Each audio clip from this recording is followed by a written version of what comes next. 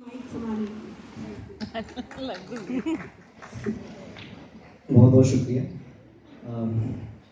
सबसे पहले मैं मंजू मैडम का और निर्मल मैडम का शुक्रिया अदा करना चाहूँगा कि ये आयोजन हम एक बार फिर कर रहे हैं और मुझे बहुत अच्छा लग रहा है यहाँ पे फिर से आके। वैसे तो मैं जनरली पेरेंट टीचर मीट पे आता हूँ, पर कवि सम्मेलन में आके वो और अच्छा लग रहा है। आज हम वो कविता नहीं सुनना चाहेंगे।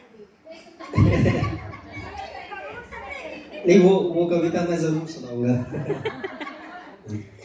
तो शुरुआत में कुछ छोटी छोटी कविताओं से करूंगा। तो ये कविता है, वो अभी अभी निर्वाण प्राप्त करने की बात कर रहे थे। मैंने कहा थर्ड एसी में वेट लिस्ट है, स्लीपर में बुक कर दूं, पर ये बात मंजूर ना थी।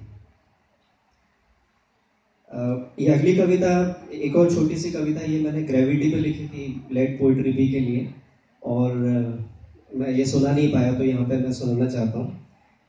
उनके आंखों की गहराइयों की ग्रेविटी में 9.8 मीटर प्रति सेकंड की रफ्तार से मैं गिरा था कभी।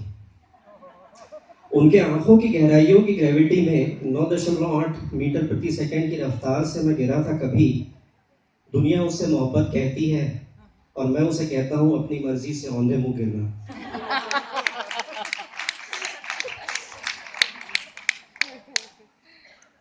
ये एक और कविता है, इसका शीर्षक है छुट्टे की त्रासदी।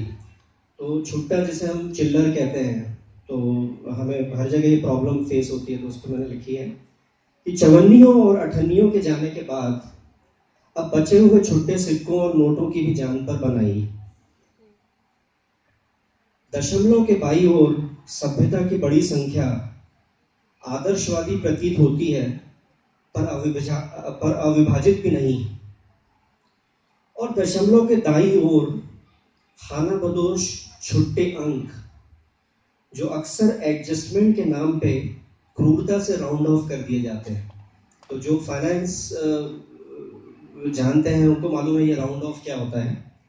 तो जो अक्सर एडजस्टमेंट के नाम पे क्रूरता से राउंड ऑफ कर दिए जाते हैं, इस एडजस्टमेंट के बाद छुट्टे को कोई छूना भी पसंद नहीं करता। छुट्टे के लेन देन से बचने के लिए सब एक दूसरे से कहते फिरते हैं कीप द चेंज। अब आगे सुनिए। एडजस्टमेंट तो एडजस्टमेंट होते हैं, क्रांतिकारी नहीं होते, इसलिए राउंड ऑफ से ज्यादा कुछ कर नहीं पाते। छुट्टे तो छुट्टे ही होते हैं, एकजुट नहीं होते, इसीलिए दशमलव की खाई पाट नहीं पाते। मैं छुट्टे को एडजस्ट नहीं करता, मैं छुट्टे को एडजस्ट नहीं करता, मैं आज भी छुट्टे देता हूं और मांगता हूं और सबसे कहता हूं बी द चेंज।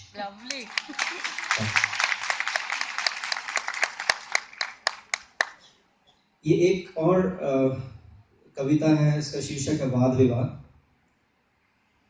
साम्यवाद, समाजवाद, राष्ट्रवाद, मार्क्सवाद, पूंजीवाद और न जाने कितने सारे वाद बने थे सब मुझे मुक्त करने के लिए, पर खुद फंस गया दुनिया के दलदल में। मैं जहां था वहीं हूं, पर वाद बहुत आगे निकल चुका है। पूजा भी जाने लगा है और जान भी लेने लगा है। न जाने रोज यहाँ कितने फसाद होते हैं, जितने वाद नहीं है उतने तो विवाद होते हैं। यहाँ कोई नहीं जो मुझे समझाए कि तुम अकेले ही आए थे और अकेले ही जाओगे। जाओ उड़ लो अपनी उड़ान, ढूंढ लो अपना वाद, कर लो अपना दर्शन और पालो वह संतोष जो सिर्फ तुम्हारा है और तुम्हारे साथ ही जाएगा। मत बनो महान और एक उदाहरण किसी और के लिए, वरना तुम्हारा होना एक और वाद और तुम्हारा जाना एक और विवाद बन जाएगा। मेरी तकलीफ इंसानियत की तकलीफ है, मेरा बदलना इंसानियत का बदलाव है। जो हर सुबह मेरे बारे में लिखते हैं अखबार में, वो ये नहीं जानते कि पिछली रात कैसे गुजारी थी मैंने। यूं स्याही की दवातें खाली करने से कुछ नहीं होगा। कभी मेरी झोपड़ी में आकर बिना एक शब्द कहे,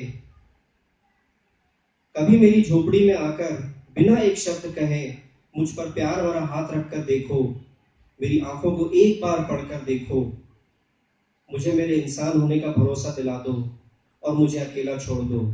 मैं उड़ लूंगा और अपना वाद खुद ही ढूंढ लूंगा और वादा करता हूं कि अपने वाद का विवाद नहीं बनने दूंगा।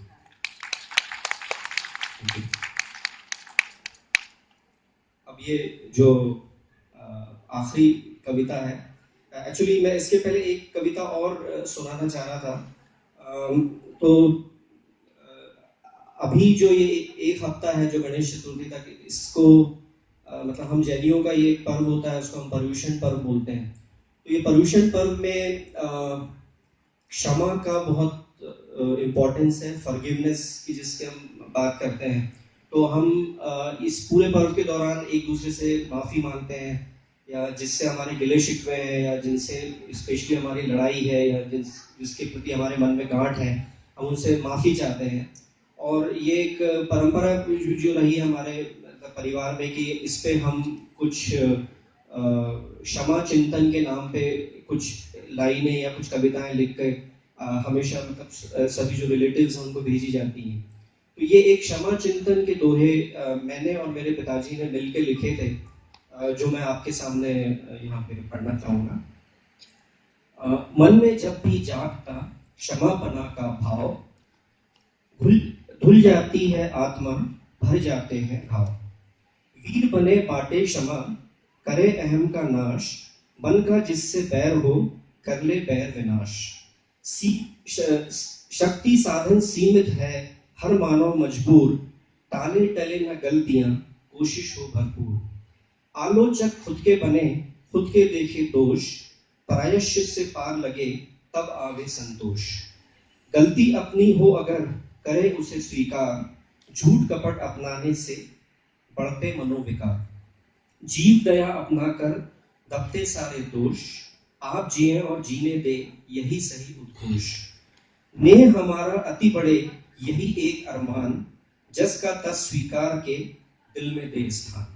शुक्रिया। और ये जो सभी के भारी मांग पर जो पेरेंट टीचर मीट जो मैंने लिखा था, ये मेरा जो अनुभव है टीपीएस में, उसको मैंने एक हास्य के रूप में प्रस्तुत करने की कोशिश की है। तो इसका शीर्षक है पेरेंट टीचर मीट। तो पेरेंट टीचर मीट पे जब हम पहुंचे पाठशाला, मेन गेट पे लगा हुआ था एक बड़ा सा ताला। एक बड़ा सा ताला देख के सर चकराया, सिक्योरिटी ने आके हमको सब समझाया। खास किस्म के लोग यहाँ पर लाते हैं अपनी कारें, आप तो आम है, कृपया अगले गेट से आप पधारें। सर चकराना बंद हुआ पर बहुत ही गुस्सा आया, सिक्योरिटी को मन ही मन में हमने खूब सुनाया गुस्से में, और कार घुमाई, अगले गेट पे पहुंचे और एंट्री करवाई। अंदर तो हर ओर लगा था कारों का रंगरेला, मानो जैसे लगा हुआ हो कोई कुंभ का मेला। कुंभ का मेला देख लगा कि कोई बिछुड़ न जाए, इसीलिए हम कार हमारी पेड़ से बांध के आए कार, शिशु भी बांध के लाए, जैसे कैसे क्लासरूम तक हम आ पाए। बच्चों से मिलके हम सब भी बन जाते हैं बच्चे, बचपन के दिन वाकई में होते थे कितने सच्चे। क्लासरूम में मचा हुआ था ये कैसा कोहराम, पेरेंट खाए टीचर का सर, टीचर जपे श्री राम।